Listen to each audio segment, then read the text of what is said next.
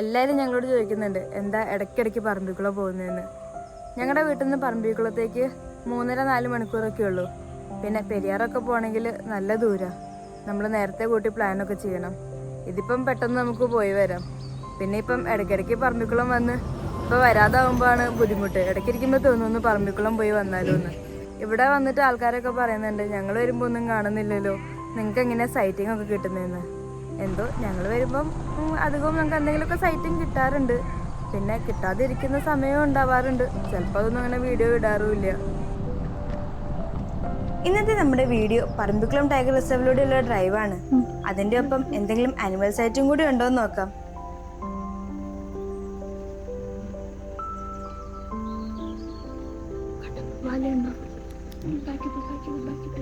അവിടെ ആ മണ്ണ് വന്നിരുന്നു അമ്മർക്കുണ്ട് താഴെയായിട്ട്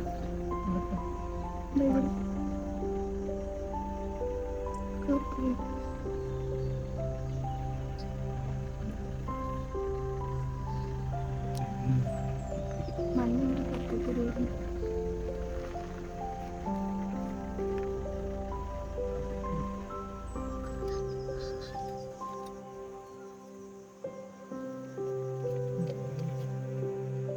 ശ്രദ്ധിച്ചു നോക്കിയാൽ അവിടെ ഒരാളിരിക്കുന്നത് കാണാം.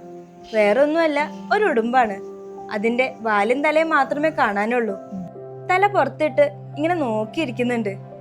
ഇവര് മിക്ക സമയങ്ങളിലും തല പുറത്തിട്ടോ അല്ലെങ്കിൽ ഉയർത്തിപ്പിടിച്ചോ ഒക്കെ ചുറ്റുപാടും സ്കാൻ ചെയ്തുകൊണ്ടിരിക്കുകയായിരിക്കും. ഈ ഒരു ബിഹേവിയറാണ് ഇവർക്ക് മോൺട്ടൽ ലിസാർഡ് എന്നുള്ള പേര് നേടിക്കൊടുത്തതും.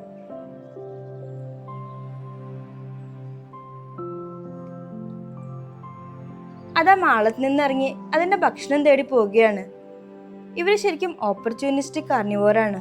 എന്ന് വെച്ചാൽ ഇവയ്ക്ക് പിടിക്കാൻ പറ്റുന്നതും ഇവയ്ക്ക് കിട്ടുന്നതുമായ എല്ലാ കാർണിവോർ ഭക്ഷണവും ഇവർ കഴിക്കാറുണ്ട്.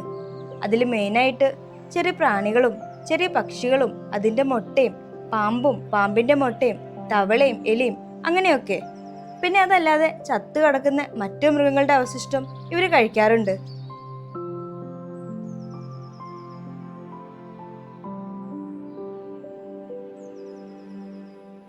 കാണുമ്പോൾ ചെറിയൊരു പേടി തോന്നുമെങ്കിലും അങ്ങനെ ഭീകരജീവിയൊന്നും അല്ലാട്ടോ ഉടുമ്പ്. പാവാണ്.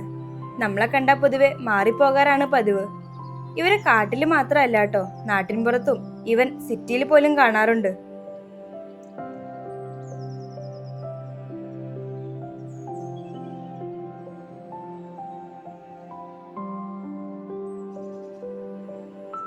നമ്മുടെ ഇന്ത്യയിൽ 4 തരം മോൺട്ടൽ ലിസാർഡ് ആണുള്ളത്.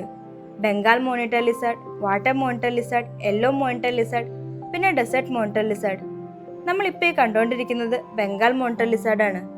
നമ്മൾ ഈ കേരളത്തിൽ അധികവും കണ്ടുവരുന്നത് ഇവരെയാണ്.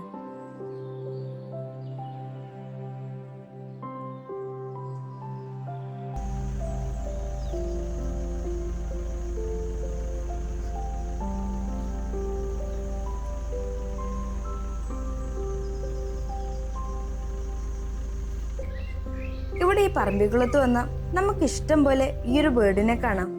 ഇതിന്റെ പേര് ഗ്രേറ്റ് റാക്കറ്റ് ടെയിൽ റോങ്കോ എന്നാണ്. മലയാളത്തിലെ പക്ഷി പല പേരിലുമാണ് അറിയപ്പെടുന്നത്. ഇരട്ടവാലൻ പക്ഷിയെന്നും കാടുമുഴുക്കിയെന്നും വാലാട്ടിക്കിളിയെന്നും അങ്ങനെ പല പേരും ഉണ്ട് ഇവർക്ക്.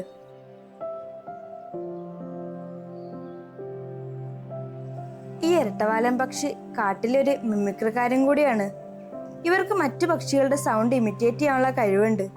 ചിലപ്പോഴൊക്കെ അതുവഴി ഇവര് മറ്റു പക്ഷികളുടെ ഭക്ഷണം തട്ടിയെടുക്കാറുമുണ്ട്.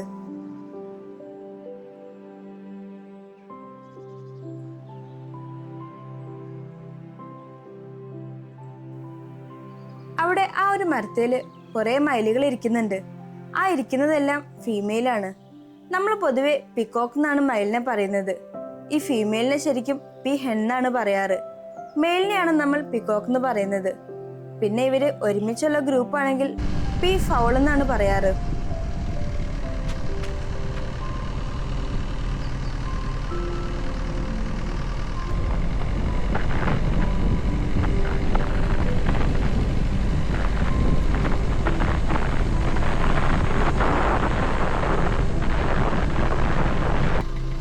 അങ്ങനെ നമ്മൾ മുന്നോട്ട് പോകുമ്പോൾ കുറച്ച് ദൂരത്തായിട്ട് നീലഗിരി ലങ്കൂറിന്റെ ഒരു ഗ്രൂപ്പിനെ കണ്ടു.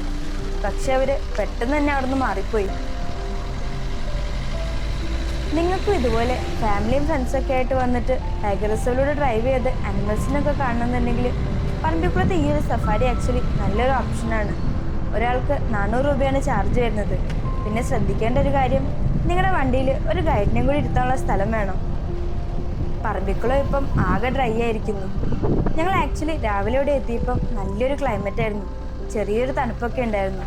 പിന്നീട് ഇപ്പം വെയിൽ പുറത്ത് വന്നതോടുകൂടി ആകെ ചൂടായി. നമ്മളിപ്പോൾ ഈ പോകുന്ന ഭാഗം ഒന്ന് ശ്രദ്ധിച്ചാൽ നിങ്ങൾക്ക് മനസ്സിലാവും, ഇത് ശരിക്കും ഒരു ബ്രിഡ്ജ് പോലെയാണ്. നമ്മൾ ശരിക്കും ഇപ്പോൾ ഒരു മലേൻ്റെ ഏറ്റവും ടോപ്പിലാണുള്ളത്. നല്ല വെയിലും ചൂടും ഒക്കെ ഉള്ളത് കൊണ്ട് അനിമൽസ് ഒന്നും അങ്ങനെ പുറത്തിറങ്ങി നിൽക്കാൻ ചാൻസ് ഇല്ല. പിന്നെയും ചാൻസ് ഇവർ റിസർവറിൻ്റെ അടുത്തൊക്കെ വന്ന് വെള്ളം കുടിക്കാനാണ്. അതുകൊണ്ട് ഞങ്ങൾ പറമ്പിക്കുളത്ത് റാഫ്റ്റിംഗ് നടക്കുന്ന സ്ഥലത്തേക്ക് പോയി നിൽക്കാമെന്ന് വിചാരിച്ചു. ഇവിടെയാണ് പറമ്പിക്കുളത്ത് റാഫ്റ്റിംഗ് നടക്കുന്നത്. പറമ്പിക്കുളം ഡാമിൻ്റെ റിസർവോയറാണിത്. ഇവിടെ വന്നു കഴിഞ്ഞാൽ ഭയങ്കര രസമാണ്. ഇവിടെ നിന്നുള്ള വ്യൂ കാണാനും പിന്നെ ഇവിടെ തണലത്തൊക്കെ ഇരുന്ന് കഴിഞ്ഞാൽ നല്ല കാറ്റുണ്ട്. ഒരു കൂളിംഗ് എഫക്റ്റാണ് ഇവിടെ. ഞങ്ങൾ ഇതിനു മുമ്പും ഒരുപാട് തവണ ഇവിടെ വന്ന് ബാംബു റാഫ്റ്റിംഗ് ചെയ്തിട്ടുണ്ട്. അതിൻ്റെ വീഡിയോസ് നമ്മൾ ചാനലിൽ ഇട്ടിട്ടുണ്ട്. ഇവിടെ അങ്ങനെ പല പ്രാവശ്യം വന്നതുകൊണ്ട് ഇവിടുത്തെ ചേട്ടന്മാരായിട്ട് നമുക്ക് അത്യാവശ്യം പരിചയമുണ്ട്.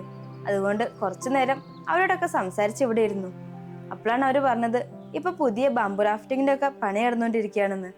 ആ ദൂരത്തായിട്ട് അവിടുന്ന് ചേട്ടന്മാര് അതിനു വേണ്ടിയിട്ടുള്ള സാധനങ്ങൾ വെട്ടിക്കൊണ്ട് വരുന്നത് കാണാം.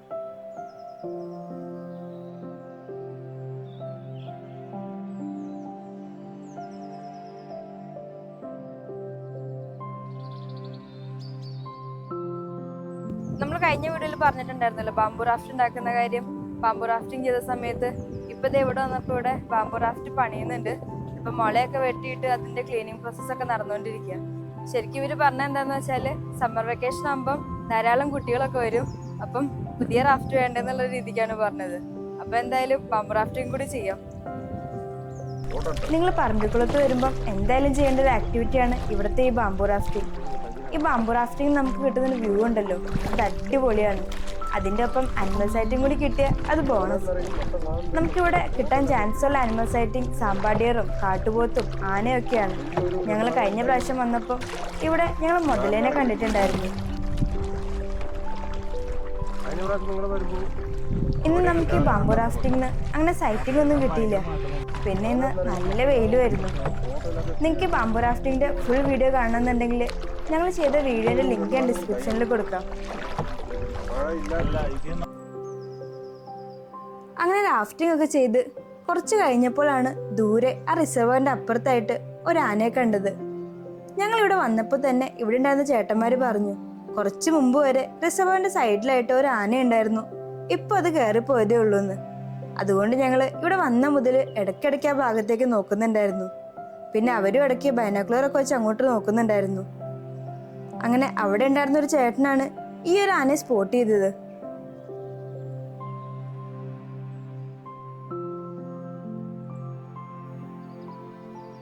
ഈ ഒരു ആനയെ കണ്ടെങ്കിലും ഇതിനെ ഷൂട്ട് ചെയ്യാൻ വളരെ പ്രയാസമായിരുന്നു. അതിങ്ങനെ മൂവ് ചെയ്തുകൊണ്ടിരിക്കുകയായിരുന്നു. പിന്നെ ഇടയ്ക്ക് മരത്തിന്റെയും മുളങ്കൂട്ടത്തിന്റെ ഒക്കെ ബാക്കിൽ പോയി നിൽക്കും. അപ്പൊ ആനയെ തീരെ കാണാണ്ടാവില്ല. പിന്നീട് കുറെ കഴിയുമ്പോഴാണ് അവിടെ നിന്ന് മൂവ് ചെയ്ത് വരുന്നത്. നമ്മൾ അതുവരെ ശ്രദ്ധിച്ചു നോക്കി നിൽക്കണം.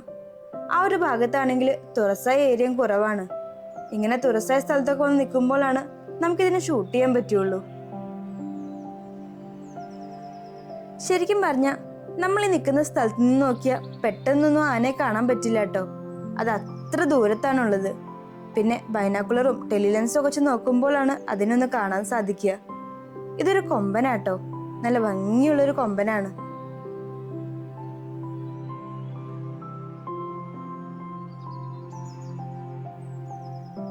അങ്ങനെ ആനയോടും അവിടെ ഉണ്ടായിരുന്ന ചേട്ടന്മാരോടൊക്കെ ബൈ പറഞ്ഞ് ഞങ്ങൾ അവിടെ നിന്ന് തിരിച്ചു പോന്നു. അങ്ങനെ വരുമ്പോഴാണ് റോഡിലായിട്ട് 2 ബീറ്ററിനെ കാണുന്നത്. ഇവിടെ ഈ ഏരിയയിൽ ഇഷ്ടം പോലെ ബേർഡ്സ് ഉണ്ട് കേട്ടോ. ഇവിടെ ഇരിക്കുന്നതാണ് ചെസ്റ്റ്നട്ട് ഹെഡഡ് ബീറ്റർ. മലയാളത്തിൽ ഇവയെ ചെന്തലേൻ വേലിത്തത്ത എന്നാണ് പറയുക. നല്ല കളർഫുള്ളായ നല്ല ഭംഗിയുള്ളൊരു ബേർഡാണിത്. നിങ്ങളിതിനെ നല്ല ലൈറ്റിലൊക്കെയാണ് കാണുന്നതെങ്കിൽ ഇതിനൊരു പ്രത്യേക ഭംഗി തന്നെയാണ്.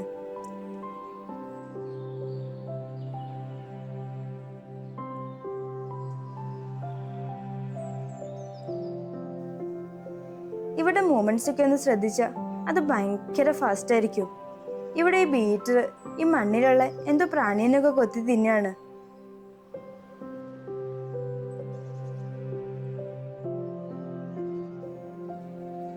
അവിടെ നിന്ന് കുറച്ച് മുന്നോട്ട് വന്നപ്പോഴാണ് റോഡ് സൈഡിലായിട്ട് ഈ ഒരു ആനയെ കണ്ടത്.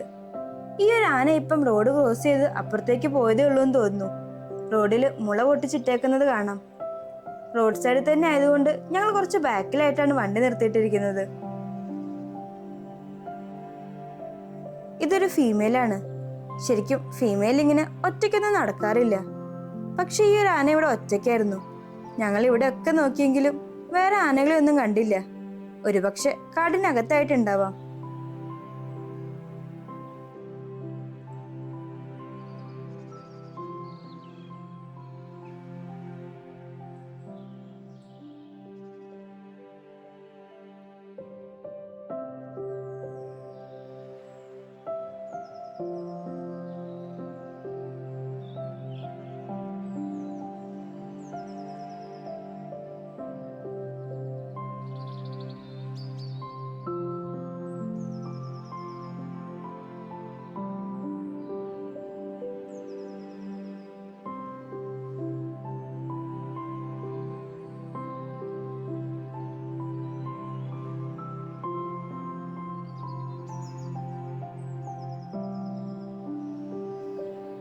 ആ ആന റോഡ് സൈഡിൽ നിന്ന് ഇപ്പം കുറച്ച് മുകളിലേക്ക് കയറിയാണ് പോകുന്നത്. ഞങ്ങൾ അതുകൊണ്ട് അവിടെ നിന്ന് മെല്ലെ പോകാന്ന് വെച്ചു. വണ്ടി മുന്നോട്ടെടുത്തതും റോഡിൽ ഈ മുളകൾ കിടക്കുന്നത് കൊണ്ട് ഞങ്ങൾക്ക് അവിടെ തന്നെ വണ്ടി നിർത്തേണ്ടി വന്നു. പിന്നീട് നമ്മുടെ കൂടെ ഉണ്ടായിരുന്ന ഗൈഡ് അവിടെ പുറത്തേക്ക് ഇറങ്ങി ആ മുളയൊക്കെ മാറ്റിയതിന് ശേഷമാണ് ഞങ്ങൾ അവിടെ നിന്ന് മെല്ലെ മുന്നോട്ട് പോയത്.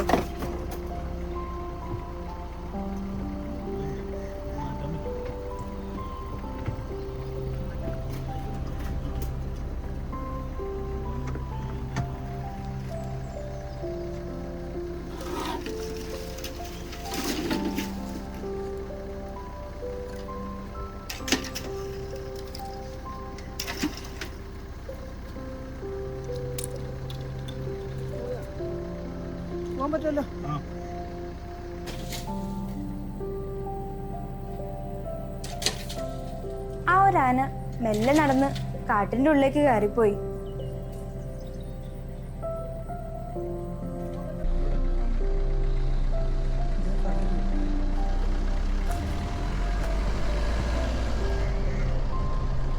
നിങ്ങൾ ഫോറസ്റ്റ് റൂട്ടിലൂടെയൊക്കെ ട്രാവൽ ചെയ്യുമ്പോൾ പെട്ടെന്ന് ആനയെ കാണുകയാണെങ്കിൽ ഒരു കാരണവശാലും ഹോൺ അടിക്കുകയോ അല്ലെങ്കിൽ വണ്ടി റേസ് ചെയ്യുകയോ ചെയ്യരുത്.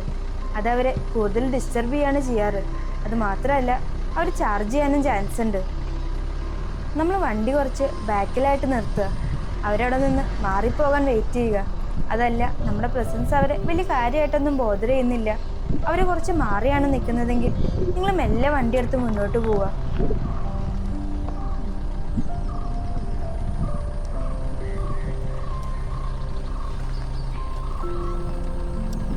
കുറച്ചുകൂടി മുന്നോട്ട് വന്നപ്പോഴാണ് റോഡിൽ നിന്ന് കുറച്ച് മാറി ഈ ഒരു കാട്ടുപോത്തിനെ കണ്ടത്. ഇവിടെ ഈ പറമ്പിക്കുളത്ത് വരുമ്പോൾ കിട്ടാൻ ചാൻസ് ഉള്ള സൈറ്റിങ്ങിലൊന്നാണ് കാട്ടുപോത്തിൻ്റെത്. കാരണം ഇന്ത്യയിൽ തന്നെ ഏറ്റവും കൂടുതൽ കാട്ടുപോത്തുള്ള സ്ഥലങ്ങളിലൊന്നാണ് പറമ്പിക്കുളം ടൈഗർ റിസർവ്. പിന്നെ നിങ്ങൾ വൈകുന്നേരമൊക്കെയാണ് ഇതിൽ ഡ്രൈവ് ചെയ്യുന്നതെങ്കിൽ ഇവിടെ സൈറ്റിംഗ് ഓൾമോസ്റ്റ് ഷുവറാണ്. ഇനിയിപ്പം ഇവിടെ സൈറ്റിംഗ് കിട്ടിയില്ലെങ്കിലും തമിഴ്നാടിന്റെ ആനമല ടൈഗർ റിസർവിലൂടെ പോകുമ്പം അവിടെ ഇവരെ കാണാനുള്ള ചാൻസ് ഉണ്ട്.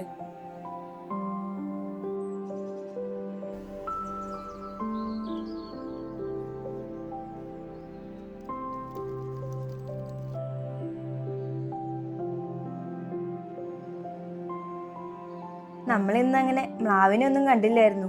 ആകെ കണ്ടത് ഈ ഒരു മ്ലാവിനായിരുന്നു. അത് നമ്മളെ കണ്ടിട്ടാന്ന് തോന്നുന്നു. പേടിച്ച് പെട്ടെന്ന് തന്നെ അവിടെ നിന്ന് ഓടിപ്പോകുന്നുണ്ടായിരുന്നു.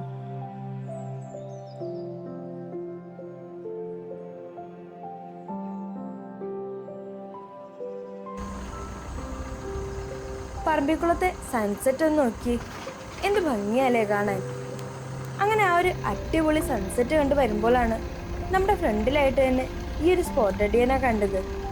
ഇതൊരു ഗ്രൂപ്പാണ് കേട്ടോ. ശരിക്കും പറഞ്ഞാൽ ആ ഒരു കളറ് കാരണം അവരവിടെ നിൽക്കുന്നത് ഞാൻ കണ്ടില്ല. വണ്ടി അടുത്തെത്തിയപ്പോഴാണ് അവർ റോഡിലേക്ക് മാറി വന്നത്. പിന്നെ അവർ മെല്ലെ റോഡ് ക്രോസ് ചെയ്ത് റിസർവോയറിന്റെ ഭാഗത്തേക്ക് പോയി. ഈ ഒരു ഹേർഡിൽ അധികവും മെയിലാണുള്ളത്. അവരുടെ കൊമ്പ് കണ്ടില്ലേ? ഈ സ്പോട്ടഡ് ഡിയേഴ്സിൽ മെയിലിന് മാത്രമായിരിക്കും കൊമ്പുണ്ടാവുക.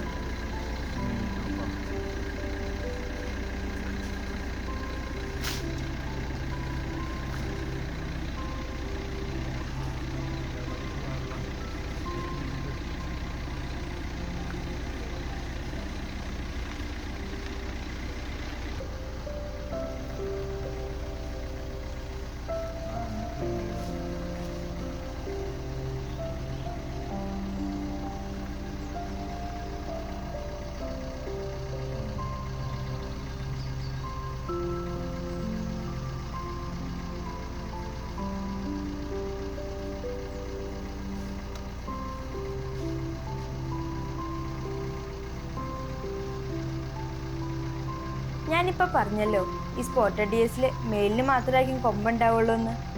ഇവരുടെ ഈ കൊമ്പ് ഒരു വർഷമൊക്കെ കഴിയുമ്പം അത് പൊഴിഞ്ഞു പോകും. പിന്നീട് അത് വീണ്ടും ഉണ്ടായി വരികയാണ് ചെയ്യുക. അങ്ങനെ ഉണ്ടായി വരുന്ന സമയത്ത് ആദ്യം ഇതിനൊരു വെൽവെറ്റ് ടെക്സ്ചർ ആയിരിക്കും. ആ സമയത്ത് ഈ കൊമ്പിനെ പറയുന്നത് വെൽവെറ്റ് ആന്റ്ലർ എന്നാണ്. അതിനുശേഷം അത് മെല്ലെ ഇതുപോലെ വലുതായി വരും.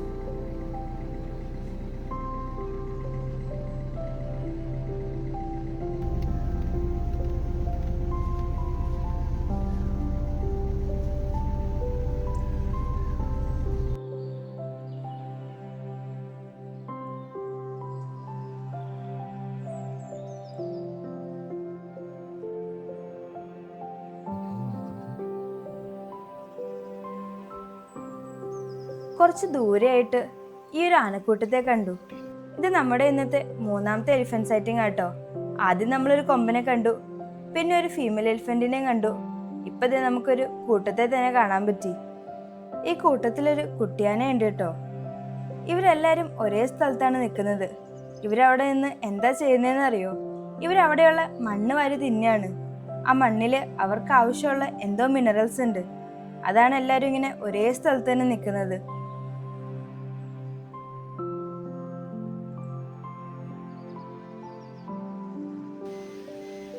അവിടെ നിന്ന് ഞങ്ങൾ നേരെ വന്നത് പെരുവാരിപ്പള്ളം ഡാമിലേക്കാണ്. ശരിക്കും പറഞ്ഞാൽ സൈറ്റിംഗ് ഒന്നും പ്രതീക്ഷിച്ച് വന്നതല്ല. വൈകുന്നേരം ആകുമ്പം ഈ പെരുവാരിപ്പള്ളം ഡാമിൻ്റെ ഭാഗത്തൊക്കെ നല്ലൊരു ആംബിയൻസ് ആണ്. അപ്പം ഇതിലൂടെ ഒന്ന് ഡ്രൈവ് ചെയ്ത് വരാമെന്ന് വിചാരിച്ചതാണ്. ഞങ്ങളിവിടെ എത്തിയപ്പോഴാണ് ആ ആനക്കൂട്ടം അതിലൂടെ നടന്നു പോകുന്നത് കണ്ടത്. ഞങ്ങൾ പെട്ടെന്ന് തന്നെ വണ്ടി നിർത്തി വണ്ടിയിൽ നിന്ന് ചാടി ഇറങ്ങി ക്യാമറയൊക്കെ എടുത്ത് വന്നപ്പോഴേക്കും അവർ നടന്ന് കുറച്ച് ദൂരത്തേക്ക് എത്തിയിരുന്നു.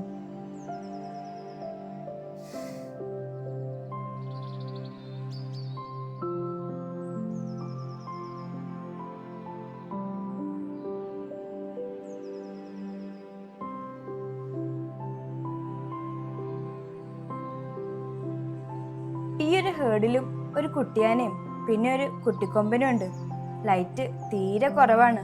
നമുക്കതുകൊണ്ട് അത്ര ക്ലിയർ ആയിട്ട് കിട്ടുന്നില്ല. അത് മാത്രമല്ല, നമുക്ക് തിരിച്ചു പോകേണ്ട ടൈമായി.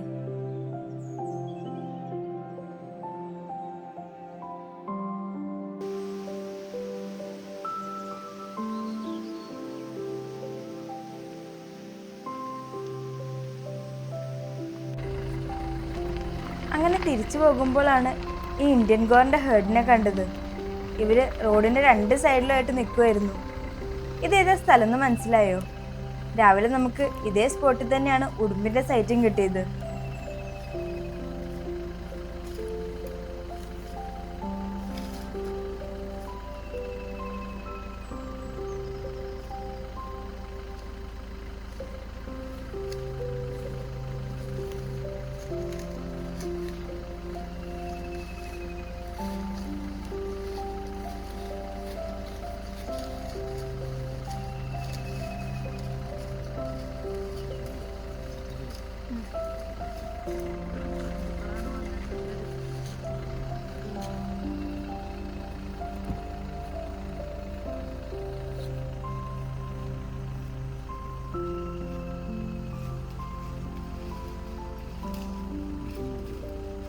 ഇന്നത്തെ ഈ ഒരു വീഡിയോയുടെ അവസാനിക്കുകയാണ്.